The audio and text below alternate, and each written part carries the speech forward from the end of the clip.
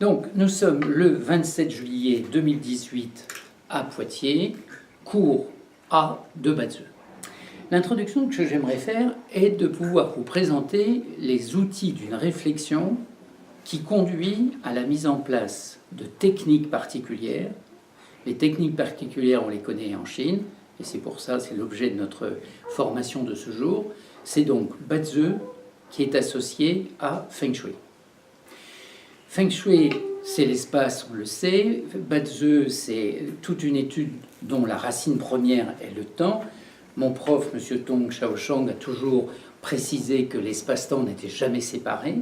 Donc ce que j'aimerais dans cette première partie, dans cette introduction, vous faire comprendre que les Chinois ont toujours analysé le temps qui s'écoule, par le calendrier ou des calendriers, ou des outils qui vont servir à l'analyse du temps qui s'écoule. Calendrier, c'est le temps, mais toujours placé dans un espace. Toujours comprendre que tout ça s'est placé dans un univers, et cet univers, c'est l'univers physique qu'on va appeler donc l'espace.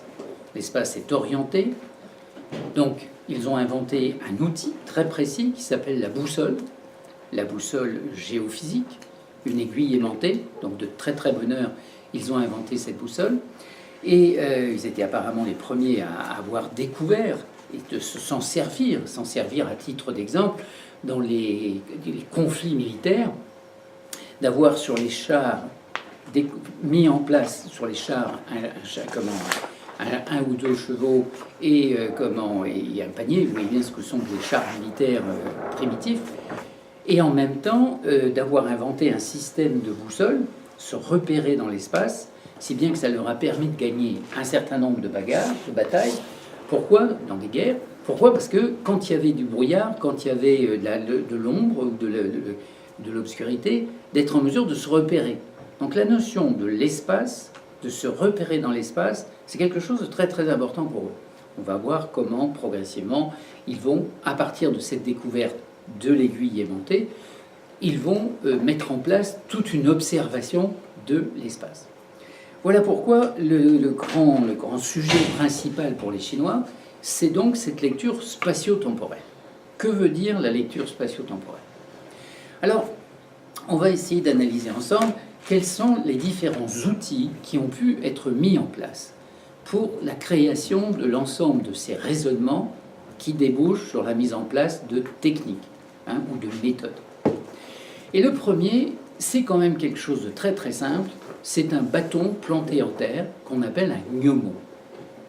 G-N-O-M-O-N, c'est-à-dire la mise en place d'un calendrier solaire.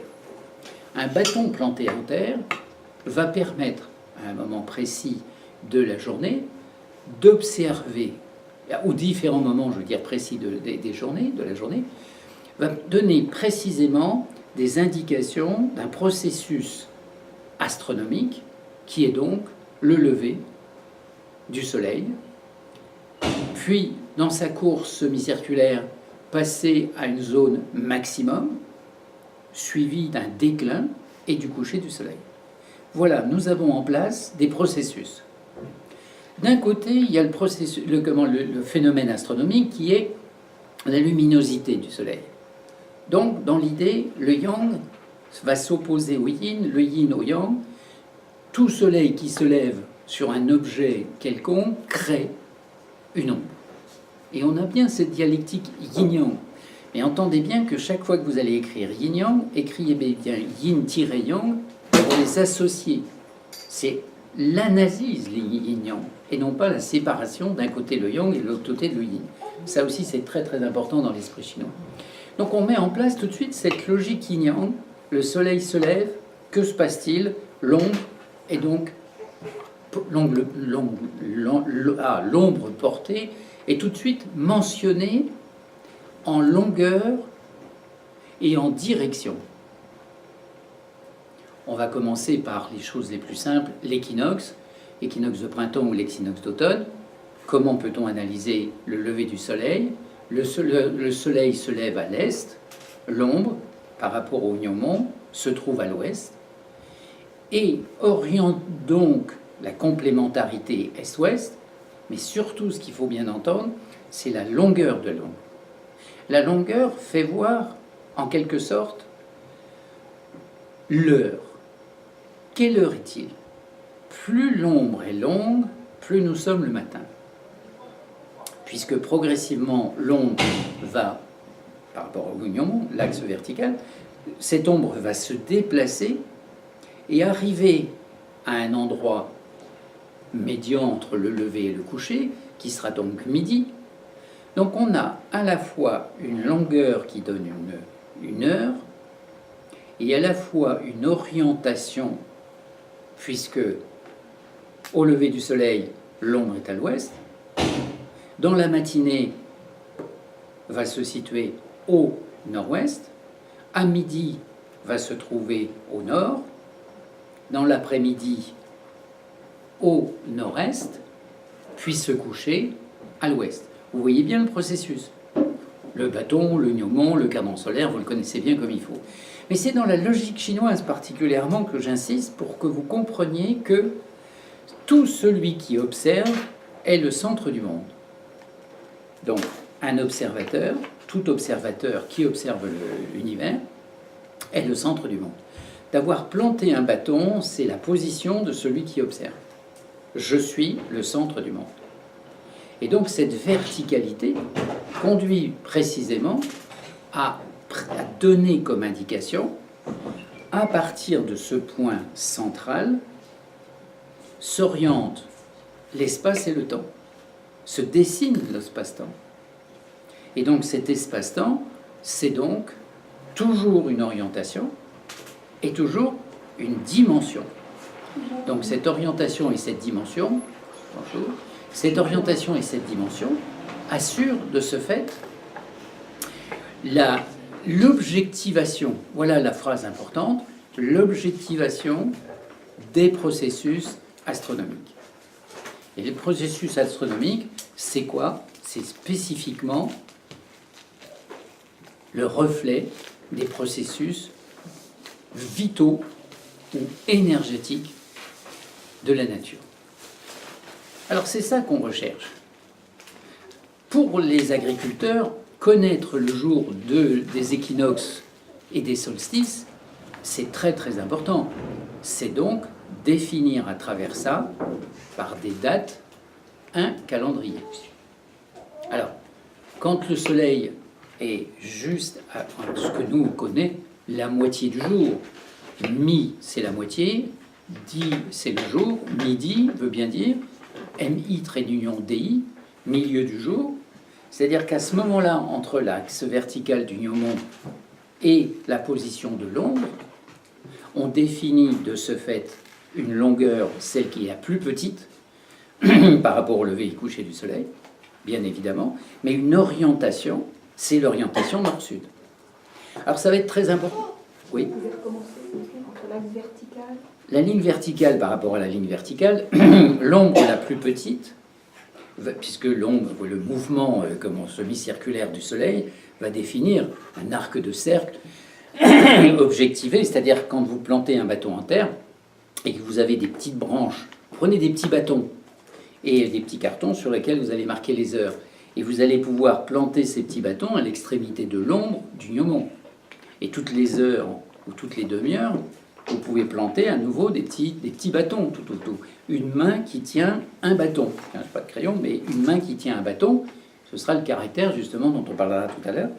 Et donc on va pouvoir objectiver le temps qui s'écoule. Donc ça veut donc dire que quand l'ombre est la plus petite, on sait quelle heure il est, c'est midi, ça c'est du temps, et qui s'objective dans une direction spécifique. La direction spécifique, c'est l'axe nord-sud. Donc voilà ce qu'on appelle la ligne du méridien. Donc le méridien, il est là, sur cette ligne, une fois que, lorsque vous observez le déplacement de l'ombre et que vous êtes à l'extrémité de l'ombre, vous avez mis des petits bâtons. Le moment où la courbe est en effet, la ligne est plus petite et la courbe s'inverse en son contraire, là vous êtes à la moitié du jour. Voilà le premier instrument astronomique très important qui s'appelle le gnomon. Mais vous entendez bien qu'on a associé l'espace et le temps. Si bien que quand on va écrire un caractère chinois pour dire c'est midi, ou pour dire c'est le sud, on associe une notion de temps et une notion d'orientation. Et ce sera le même caractère chinois qui va permettre d'écrire les deux. Le caractère Wu. On fera des petits dessins tout à l'heure au tout tableau, et pour l'instant, entendez le raisonnement. On rentre dans une lecture spatio-temporelle en permanence dès qu'on installe un outil pareil, qui n'est autre qu'un cadran solaire. Sauf que nous, on ne l'a pas analysé avec cette lecture spatio-temporelle. Deuxième instrument astronomique très très important, ou scientifique même, scientifique très important, mais si... non, il n'est pas astronomique lui, puisqu'il c'est la clepsydre. C'est-à-dire que nous avons une montre qui nous permet de définir les heures qui s'écoulent. Les Chinois, comment ont-ils fait? Avions-nous déjà parlé un petit peu de la clepsydre? Je rappelle succinctement le principe. La clepsydre, c'est une réserve d'eau posée sur un dispositif comme des marches, comme sur des marches. La première bonbonne, ou le premier réceptacle, c'est la réserve d'eau dont on a besoin, avec à la partie inférieure un petit robinet qu'on va ouvrir et qui va s'écouler dans un deuxième vase, qui lui-même va pouvoir s'écouler dans un troisième vase et éventuellement dans un quatrième. La réserve d'eau, c'est une quantité indéfinie, peu importe. Comment peut-on mesurer le temps qui s'écoule? Le temps qui s'écoule, c'est soit une goutte d'eau qui tombe régulièrement, soit un petit filet d'eau qui coule très menu, qu'on va codifier en quelque sorte, standardiser, que ce soit le même. Ça veut dire que quand l'ombre du soleil est précisément à midi, je peux prendre ça comme repère, ouvrir la réserve d'eau pour remplir le vase numéro 2. Après-midi, la soirée, la nuit, le matin, et on arrive à nouveau à midi. Et là, le préposé qui, lui, est en train de regarder le cadran solaire, dit « stop !» et on arrête l'écoulement de la réserve dans ce premier réservoir. Très bien. Très utile pour dire « tiens, dans 10 minutes, non, dans 1 heure, dans 2 heures, puisqu'on va sectoriser, on a donc, à nouveau, on va voir très prochainement, à nouveau, midi juste. » Et on va le calculer à la coude près. Ah oui, tiens, en effet, l'ombre du soleil est pile poil sur la ligne. Donc le temps qui s'écoule s'objective encore dans l'espace. C'est-à-dire que, oui, dans l'espace, c'est-à-dire dans la direction nord-sud déjà pris comme repère. N'allons pas trop vite, il faut expliquer toutes les étapes. Comment pourrait-on faire pour trouver l'opposé de mi, mi trait d'union di? L'opposé de midi s'appelle mi, au centre de la nuit, de la partie yin-yang retrouvée. Ils ont toujours eu cette idée yin-yang, vous voyez, mais entendez bien, toujours associé, dès qu'on en parle de l'un ou de l'autre. C'est pas deux choses séparées, c'est un ensemble qui prend ces deux aspects.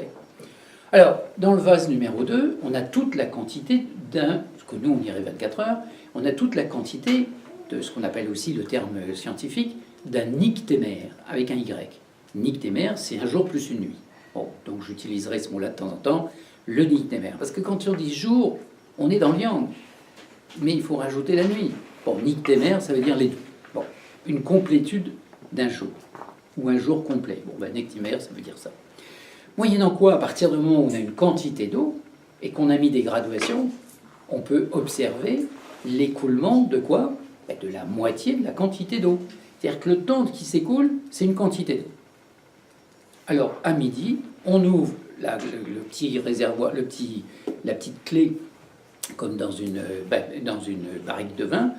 On tourne la clé, l'écoulement de l'eau bien comme il faut. La première, c'est la réserve. La deuxième, c'est une journée. Dans la deuxième, on aura une demi-journée. Si bien que le préposé, qui lui va regarder l'eau qui s'écoule, arrivé juste à moitié, il dit stop. Et celui qui regarde le cadran solaire, bon, ça va pas l'aider beaucoup. Pourquoi? Parce qu'il fait nuit, donc il n'y a pas d'ombre. Mais va regarder la voûte céleste en disant ah, qu'a-t-on dans la direction sud, dans la direction nord? On observe la voûte céleste. Donc nous voilà avec une notion de temps, c'est-à-dire l'horaire minuit, avec une observation de la voûte céleste semi-sphérique et qui va nous donner des précisions. C'est ce qui va leur permettre d'ailleurs, et ce sont les premiers aussi à avoir découvert ça, que l'année tropique, c'est-à-dire l'année solaire, fait 365 jours, un quart. J'expliquerai tout à l'heure en détail. Parce qu'à la goutte d'eau près, au quart de jour, ils savent exactement la concordance entre la voûte céleste qui tourne, ça c'est du temps, par rapport à l'orientation, les espaces, toujours cette lecture spatio-temporelle. Je suis en train de vous définir ça en détail pour que vous rentriez dans cette notion d'espace-temps. Et quand on écrit le caractère vous pour dire c'est midi et c'est le sud, on va donc pouvoir écrire le caractère ze qui va dire minuit, la nuit, le centre de la nuit, et l'orientation nord. Vous voyez le raisonnement. Toujours mettre en place cette lecture spatio-temporelle qu'on ne quittera plus jamais. Mais il faut la mettre en place très précisément. Alors, voilà quelque chose d'important. On a le gnomon, on a compris l'heure qui s'écoule, enfin le temps qui s'écoule. On a la clepsydre qui nous donne la quantité. Alors, ils vont inventer un outil d'une grande simplicité. C'est-à-dire qu'ils vont mettre dans les baquets suivants qui va recevoir l'eau qui s'écoule, ils vont mettre un flotteur, c'est-à-dire un flotteur sur l'eau, où il y aura une sculpture avec un monsieur qui a le doigt pointé vers l'avant, et sur le rebord du vase, une tige graduée qui va faire que plus l'eau coule, plus le flotteur monte, et plus le doigt du préposé monte et dit il est 9 h, il est 10 h, il est 11 h, il est midi. Et on a donc, par ces graduations, ils ont donc donné au temps des sous-divisions. Et les sous-divisions du temps, ça s'appelle les heures. Donc on va pouvoir sectoriser, et ils vont le découper en 12, pour une raison, pour plusieurs raisons, mais bon, pour diverses raisons. Je pense qu'il y a la raison aussi de voir le temps qui s'écoule, et s'il y a un objectivateur précis du temps qui s'écoule, c'est entre autres, pour faire le pas de 12, c'est quand même la lunaison. Donc, on a l'idée d'une lune qui fait 12, on peut sectoriser le nyctémère en 12, et on est dans une logique. Par contre, on sait que, on a déjà parlé de ça en Feng Shui, mais on va le rappeler quand même succinctement, on sait aussi que, fondamentalement, il y a aussi une sectorisation, enfin un écoulement qui se base, un déplacement qui se base sur le secteur, sur comment on va appeler ça? On appelle ça le pas de 10. Oui, il y aura un pas de 12, mais il y aura aussi un pas de 10. Ça, c'est les 5 éléments, et la tranche de ciel avec les animaux emblématiques dont on a aussi un peu parlé. Mais on reparlera ça en détail. Cadran solaire, c'est la première chose. La clepsydre, c'est une deuxième. Et la clepsydre nous donne le temps qui s'écoule.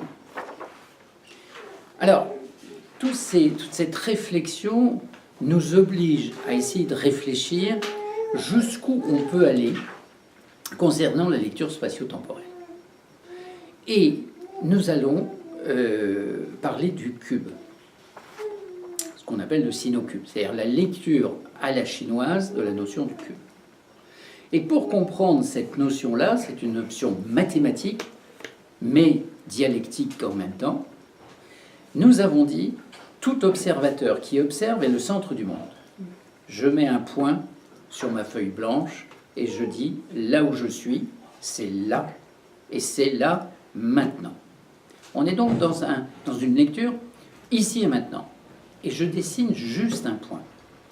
Voilà, là où je suis, comme si je le plaçais sur une carte, je suis là. Nous avions déjà abordé le sujet, êtes-vous le centre du monde? Vous aviez tous répondu, oui, je suis le centre du monde. Pourquoi? Parce que là où je me place, l'horizon est à 30 km devant moi, je dessine sur la ligne du sol une ligne horizontale devant moi, S'il n'est pas nécessaire que je me retourne, il y a la même derrière, il y en a une à gauche et à droite. Les Chinois ont toujours dit, le sol est carré.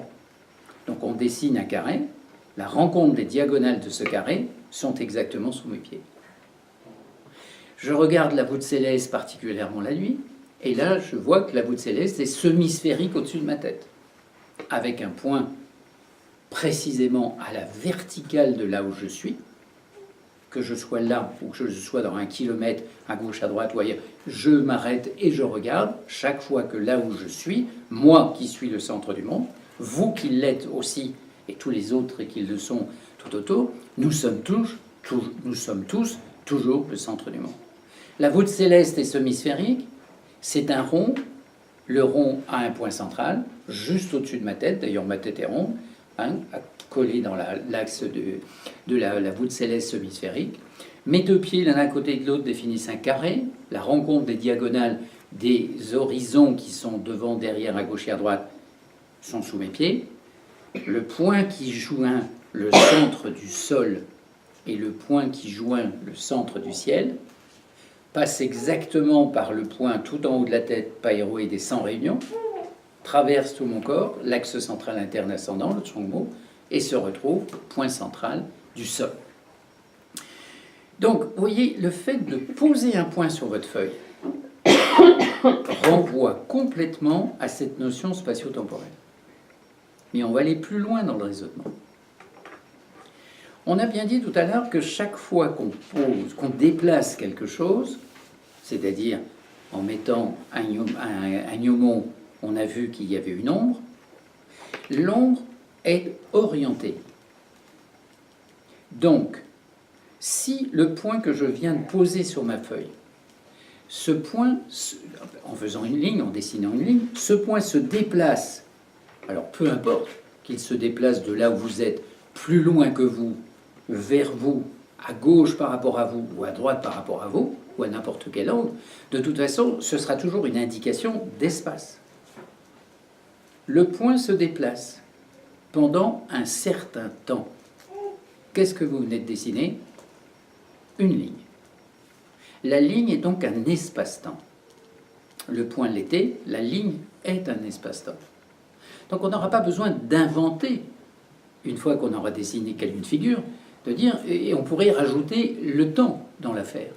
Non, pour les Chinois, c'est déjà orienté dans une direction, si bien que quelle que soit l'orientation, nous avons déjà quelques notions des 12 branches terrestres, des écrits qui nous permettent de dire le nord s'écrit avec un caractère qui s'appelle Ze, le sud avec un caractère qui s'appelle Wu, à l'est ça s'appelle Mao, à l'ouest ça s'appelle Yu. On a sectorisé pour faire 12.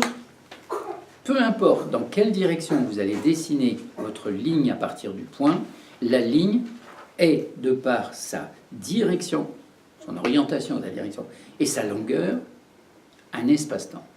Plus la ligne est longue, plus le temps est manifeste, mais peu importe la durée, vous voyez, peu importe la taille. Très bien. Le point était un espace-temps, la ligne est un espace-temps. On s'en sort pas. On est dans une logique spatio-temporelle. Alors maintenant, je vais prendre un crayon justement pour que vous puissiez mieux voir aussi ce que je vais définir.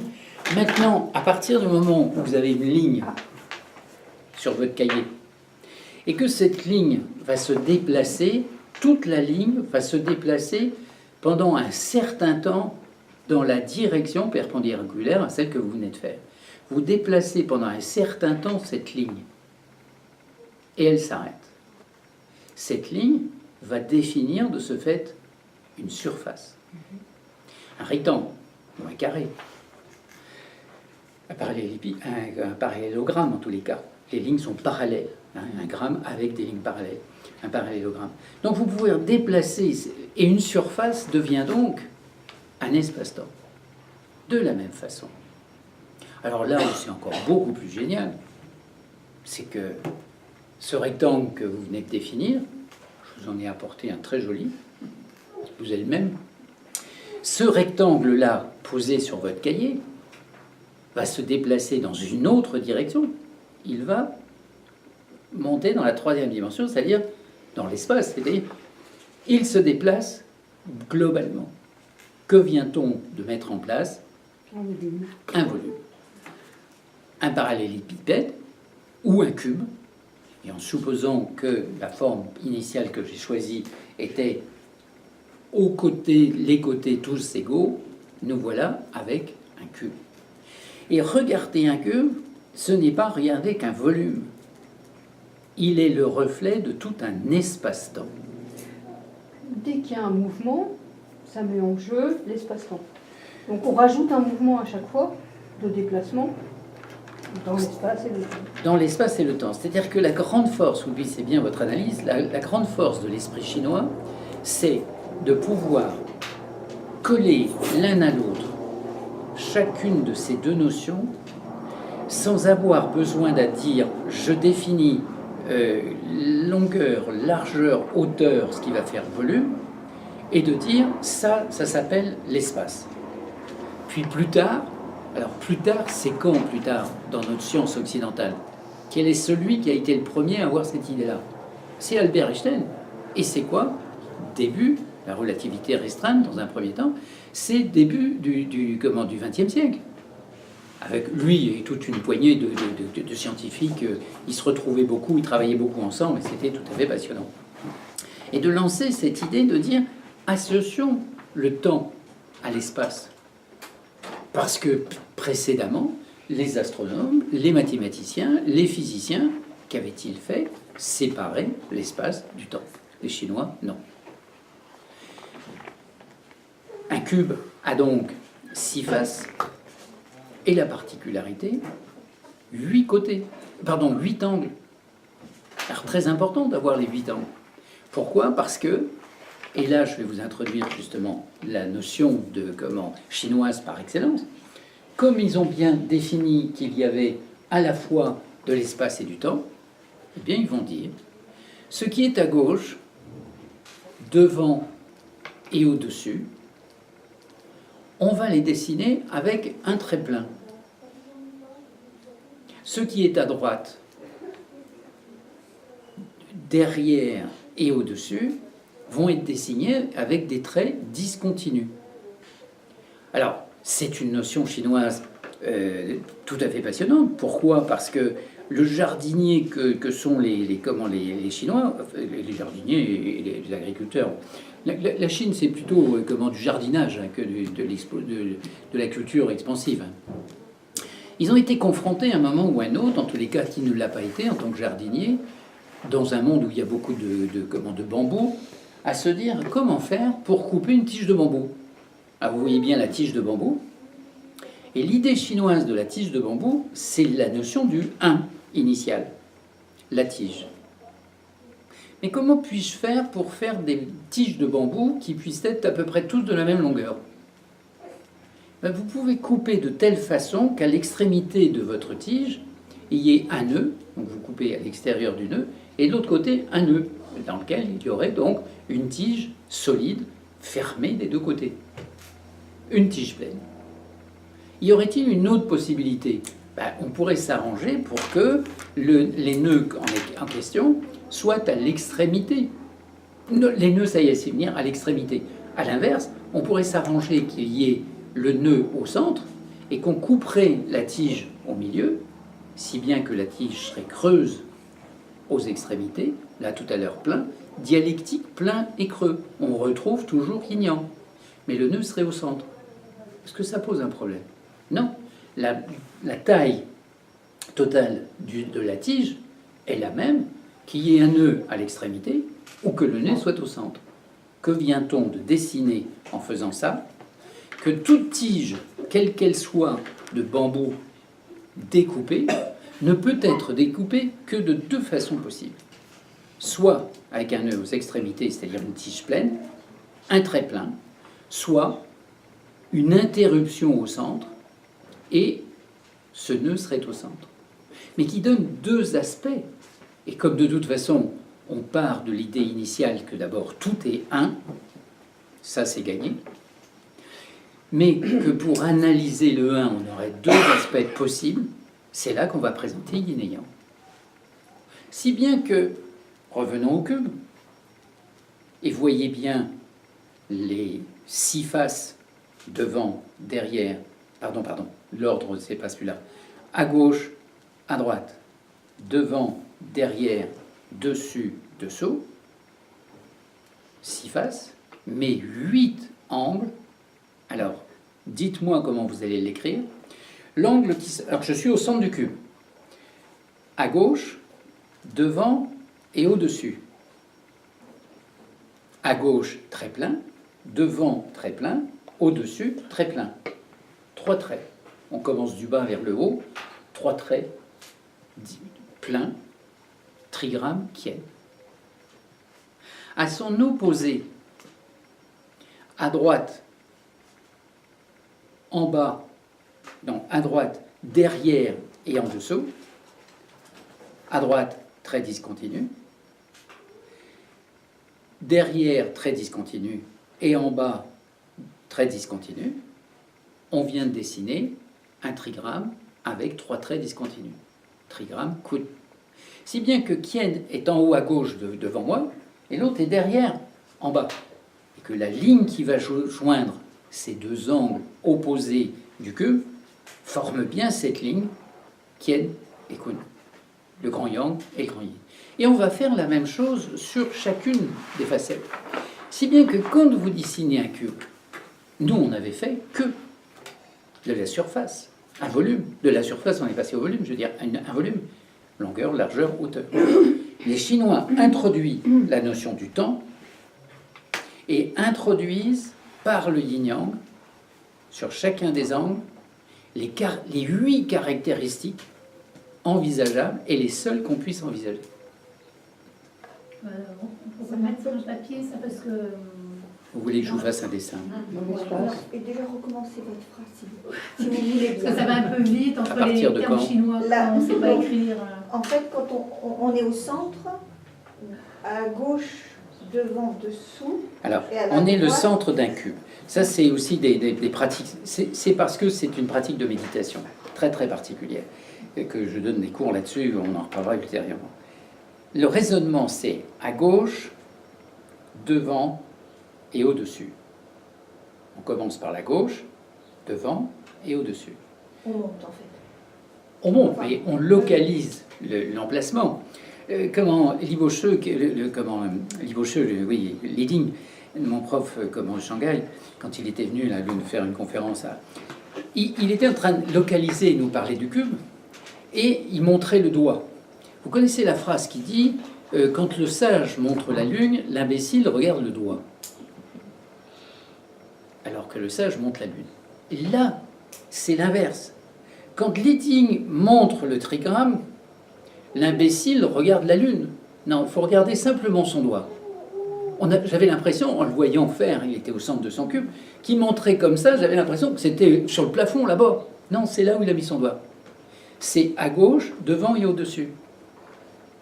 Quand il fait la même chose, c'est à droite, derrière et en dessous. Donc, on voit la diagonale du cube au centre duquel nous nous trouvons. Pour l'instant, je voudrais que ce soit simplement un raisonnement, que vous rentriez dans ce raisonnement. Le point, c'est une localisation d'espace-temps. Le gnomon a fait voir comment tout ça, ça s'organise, et on a inclus le temps dans l'espace. Alors je vois bien que pour vous, c'est un grand changement de point de vue, de paradigme. Pourquoi? Parce que, autant comme toute la science occidentale a séparé l'un et de l'autre, autant le raisonnement dit traditionnel chinois ne l'a jamais séparé. Et qu'il faut rentrer dans cette logique avec des repères symboliques que sont les trigrammes, mais ils ne sont pas que symboliques, ils sont spatio-temporels. C'est-à-dire où est le trigramme Kien, le grand yang, à gauche, devant moi et au-dessus. Voilà. On peut tous les décrire, on va tous les mettre autour du cube, mais que vous compreniez qu'à ce moment-là, la lecture chinoise d'un cube, c'est-à-dire d'un volume, est le reflet. En écrivant des caractères chinois, on a dit où était le sud, où était le nord, et on a assimilé, vous voyez, en lecture analogique, ce qui est devant, ce qui est donc le sud, ce qui est midi, ce qui est le solstice d'été, ce qui est le maximum de chaud, on est bien en logique analogique, où l'on a associé le nord, le sud, donc là c'est le sud, l'heure de la journée, le midi, minuit, on associe le caractère Wu, le caractère Wu, vient cette notion d'un espace-temps. Ça nous parle aussi bien de l'espace que du temps. Vous êtes d'accord avec ça? Puis le volume, chacun des trigrammes, qu'on a utilisé entre autres pour dessiner dans l'espace la boussole Feng Shui, par exemple, du ciel postérieur. On utilise cette logique-là, mais chacun de ces trigrammes fait référence à cette logique spatio-temporelle. Mais comme on est au centre du cube, pourquoi... Ah oui, c'est-à-dire qu'on est au centre du cube à chaque fois, donc gauche, devant, gauche, dessus. devant, dessus. Mais moi, je ne bouge pas. Mais, donc quand vous dites qu'il y en a 8, en fait, c'est qu'on tourne sur soi-même. Non. Après, Non. parce qu'autrement, on n'en a pas 8. Pas 8 quoi? 8 coins? Vous en avez 4 au-dessus de vous. Oui. Et vous en avez 4 en dessous. Ce que je veux dire, c'est que Coin. si je bouge pas, j'ai que 2 configurations. J'en ai que 2. Une gauche devant dessus et droite derrière dessous. Mais elles sont là. Elles sont là quand même. Tu les vois pas, mais elles sont là. Non, je ne vois pas. Allez jusqu'au bout de votre raisonnement. Le raisonnement, si vous voulez, je suis le centre. Oui.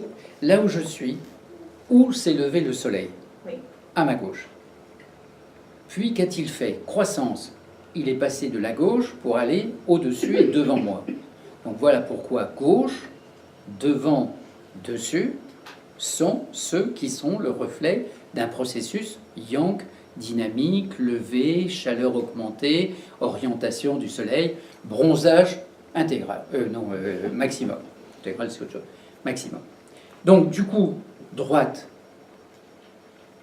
sera l'opposé de la croissance, début de la décroissance, donc droite, puis derrière et en dessous. Au-dessus, en dessous, devant, derrière. Et vous voyez bien le mouvement de 3 traits pleins qui fait que là où je mets mon doigt, c'est-à-dire à gauche, devant et au-dessus, il est le reflet de ce processus qui est une orientation. L'orientation, c'est est et sud, sud-est, mais en hauteur. On quitte cette notion simplement de la boussole qui nous donne que les 8 orientations ou les 360 degrés, parce qu'on est en volume. Et que cette croissance qui prend tout cette dynamique de dire tout ça c'est une croissance, va arriver à son maximum et s'inverser en son contraire. On aura des graduations. Mais de comprendre que ce qui est devant moi est du yang par rapport à ce qui est derrière, ça on le sait depuis longtemps, tous les méridiens, enfin toute l'organisation yin-yang va se tracer de cette façon, de la sectorisation, mais que l'on ne...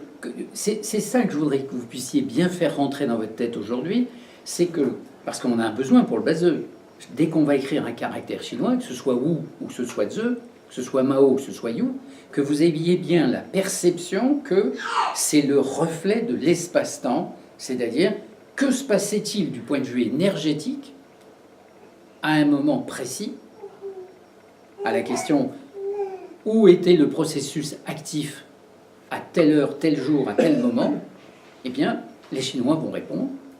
C'était dans telle orientation, avec tel degré d'énergie, avec telle répartition yin-yang, ce sont les outils qui sont les nôtres. C'est-à-dire les troncs célestes, les branches terrestres, dont on a déjà parlé un peu dans le cours de Bazi, de Feng Shui la première neige. Et si on n'a pas fait ça, qu'on comprenne que ces caractères chinois qui vont être utiles pour écrire. Pour écrire quoi? C'était quand? Ben, la réponse c'était quand à ma montre. Par exemple, la naissance d'Augustin, c'était quelle heure? Eh bien, on va nous dire, c'était le matin de bonne heure. Et vous voyez qu'en disant le matin de bonne heure, je me tourne vers la gauche et je dis le processus actif était à l'est. De dire c'était le matin de bonne heure, je définis une heure et je donne une orientation. Ou il est né, de toute façon, le grand-père était au bistrot quand on a su que là, comme d'habitude, il était parti boire l'apéro, c'est l'apéro à midi. On donne une orientation, midi, on donne une indication, l'apéro, on donne une précision, c'est dans quelle orientation. Bon, on retire l'apéro et on retire ça, puisqu'on est en spatio-temporel et non pas spatio-temporel événementiel. Donc, d'accord. Alors, c'est pour que l'on puisse mettre en place des outils qui montrent que chaque fois qu'on va écrire un caractère, que ce soit un tronc céleste, on va en revenir dans un instant, ou que ce soit les branches terrestres, dont on a déjà un peu parlé en disant on a des 4 repères, des orientations nord, sud, est, ouest, mais des moments lever du soleil, midi, coucher du soleil, minuit. On est bien dans cette lecture, nous avons en information à la fois une qualité soit yang, soit yin, et un état énergétique d'un moment. C'est-à-dire que si on est à midi, on reçoit une information spécifique, donc ça c'est dans la journée. Si l'on est né en mois de juin, on reçoit une orientation et une qualité énergétique, par l'orientation et par le moment, une qualité énergétique différente de si l'on est né en hiver, au mois de décembre. Donc juin sous-tend solstice d'été, décembre solstice d'hiver, et ainsi de suite pour chacune des parties. C'est bien qu'à partir du moment où on aura bien localisé l'ensemble des constituants d'une date de naissance, l'année, le mois, le jour, l'heure, j'en arrive au système des 60, hein, c'est pour la 2e heure. Là, on est simplement dans des outils astronomiques très simplistes, mais ces outils très simplistes conduisent à quoi? À mettre en place la lecture spatio-temporelle. Ensuite, on pourra définir, en quelque sorte, une proportion de chacun des éléments, des 5 éléments. Y a-t-il plus de bois, plus de feu, plus de terre? Vous connaissez les 5 éléments. Et c'est ça qui va être le plus utile dans l'interprétation du bilan énergétique. Alors je choisis cette fois-ci de vous faire cette introduction avec les outils astronomiques pour que qu'on puisse quitter le côté mathématique, cerveau gauche, en disant tel degré, telle heure, telle chose, pour en arriver, et c'est ça l'outil qui va être le plus important pour vous, développer le cerveau droit de cette notion, par cette lecture spatio-temporelle, de ce que sous-tend en logique analogique cette répartition de branches, troncs, éléments, orientations, etc., qui, parce que cette logique analogique va nous permettre de dire, dans la même phrase, parce que... C'était moi ça? Non, j'ai pas le droit. Ah ben non, c'est Annie en plus. Oula, ça c'est ma... Bon, parce que, dans cette analyse de la répartition du yin, du yang, des orientations, on puisse faire une évaluation quantitative et qualitative, une évaluation quantitative et qualitative de l'ensemble de ces éléments. Donc on puisse dire à un consultant, eh bien, l'élément métal est très très fort chez vous, ou de dire, vous avez une absence ou une partie plus fragile dans la théorie des 5 éléments. C'est ça qu'on va chercher dans le bilan énergétique.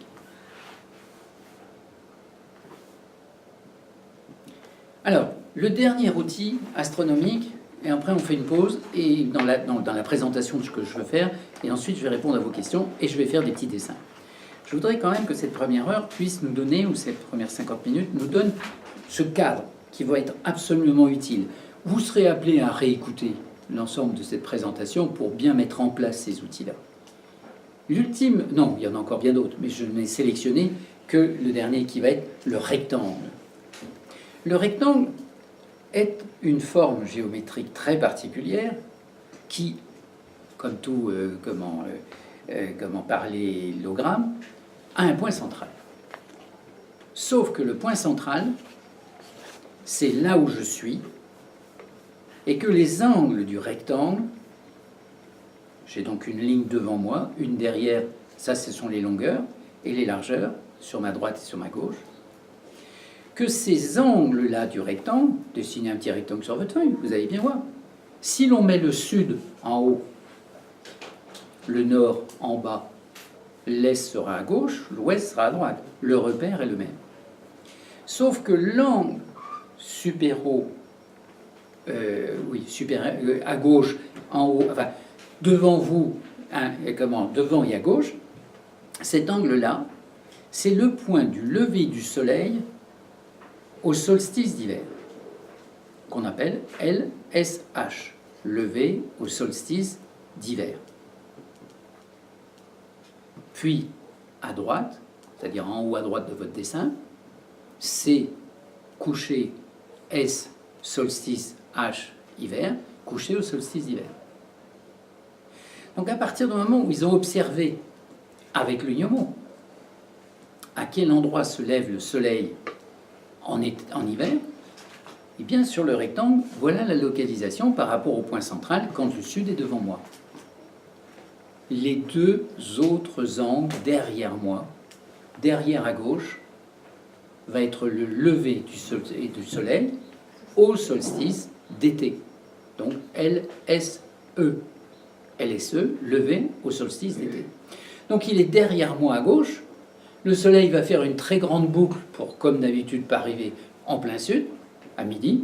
Donc on est bien dans la logique là, spatio-temporelle midi, devant moi, ligne du méridien, et d'aller se coucher au quatrième angle du rectangle, coucher, C, au solstice, S, E, LSE, coucher CSE, coucher au solstice d'été.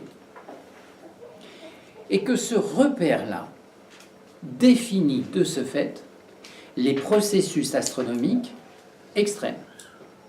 Solstice et équinoxe. Pardon, solstice d'été, solstice d'hiver. Où sont les équinoxes? Équinoxe, autant de nuit égale à quoi au jour?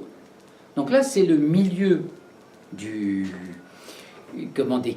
largeurs du rectangle, c'est-à-dire bien cette notion du lever et coucher du soleil à mi-distance. Donc là, cette notion du rectangle est très très importante. Pourquoi? Parce que sur le côté gauche du lever, entre le solstice d'hiver et le solstice d'été, avec juste la moitié, cette demi-mesure entre l'équinoxe et le solstice, il suffit qu'on la coupe en 3 parties. La même chose entre le solstice, enfin, de l'autre côté, en faire 3 parties. Ça va nous en faire 6. On découpe en 6 la largeur du lever. La même chose au coucher, bien évidemment. Eh bien, nous allons pouvoir définir les heures et les jours de tout un calendrier annuel. Et on appelait ça les termes solaires. Donc voilà pour l'abstraction. Maintenant, je vais vous faire des dessins et on va le reprendre avec des dessins pour que vous puissiez bien sentir. Pourquoi? Parce que c'est grâce à ça qu'on va mettre en place l'ensemble du dispositif spatio-temporel du calendrier, c'est-à-dire les jours qui s'écoulent, et de l'horloge, c'est-à-dire à quelle heure. Quand on aura besoin de définir dans l'idée chinoise un moment, il faudra bien pouvoir dire c'était quand dans l'année, c'était quand dans le mois, dans le jour et dans l'heure. Un simple résumé, il y a un cycle plein qui s'appelle l'année, qu'on va découper en 12, et on a vu comment on l'a découpé en 12. Il y a un rectangle, au milieu de la largeur à l'est, mais on le fait la même chose à l'ouest, on aura donc la moitié, puis découpé en 3, et on aura 12 sections. On est d'accord? 6 à gauche, 6 à droite? Non. 12 à gauche, 12 à droite? Non, on en a 12. On va faire des petits dessins tout à l'heure. Non, l'idée c'est quoi? Le soleil se lève derrière moi en été, juste au milieu aux équinoxes, et devant moi en hiver. Donc il se déplace, il fait tout un mouvement, ce qu'on appelle une circumambulation. Il se déplace sur l'horizon. Si on découpe en 12 morceaux, on va voir que c'est très simple, et on aura la date exacte. Mais la date exacte, dans une orientation exacte, c'est encore du spatio-temporel. Donc on a 2 outils importants, qui sont devenus 3 maintenant. Le premier, c'était le gnomon, on avait 1 heure. Le deuxième, c'est une heure, le gnomon, c'était à la fois 1 heure et une orientation nord-sud.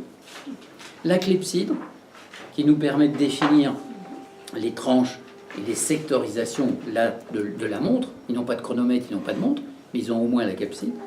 Et le rectangle qui permet de mettre en place un calendrier. Voilà les outils indispensables, dits astronomiques et pré-scientifiques. Je ne vois pas pourquoi les sinologues parlent de pré-scientifique. Pour moi, c'est la mise en place scientifique d'un processus très très important qui va être à l'origine aussi bien du feng shui, du bazi, application en acupuncture, spatio-temporelle, enfin acupuncture en général pour connaître les moments, le calendrier qui est le reflet de toutes ces choses-là. Voilà le premier morceau que je voulais voir avec vous. Vous voyez ce qu'est la lecture spatio-temporelle. Un point, c'est là où je suis. Une ligne, c'est un temps qui s'écoule dans une certaine direction. La ligne, une fois tracée, se déplace, c'est une surface, c'est encore du spatio-temporel. Le cube, c'est du spatio-temporel. C'est-à-dire que jamais, à aucun moment, et là, M. Tong Xiaoshang, mon prof en Bazi, me répétait ça sans arrêt, mais avec un petit sourire d'encouragement, pour me dire, ok, ça y est, tu as étudié Bazi, tu sais, il y a encore un autre truc à voir. J'étais consentant, ça c'était évident. J'étais pas forcément tout de suite prêt à attaquer le feng shui. J'étais très très content d'avoir compris le Bazi. Mais c'est grâce au feng shui que j'ai mieux compris ce que c'est que le Bazi et cette notion spatio-temporelle. Donc il disait toujours, mais vous vous souvenez, les Chinois, ils n'ont jamais séparé l'espace du temps. J'ose espérer que c'est une évidence maintenant pour vous. Voilà, premier morceau, stop.